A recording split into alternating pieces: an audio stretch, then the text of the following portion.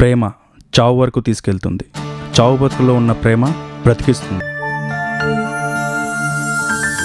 నా పేరు సురేష్. కొత్త సంవత్సరం కొత్తగా స్టార్ట్ అవుతుందని మా జ్యోతిష్యుడు చెప్పాడు. అప్పుడే దుర్ముహూర్తాన్ని దాటి మంచి ముహూర్తంలో గొడుగు పెడుతున్న సమయం. ఆ క్షణమే నేను అంజలిని చూశాను.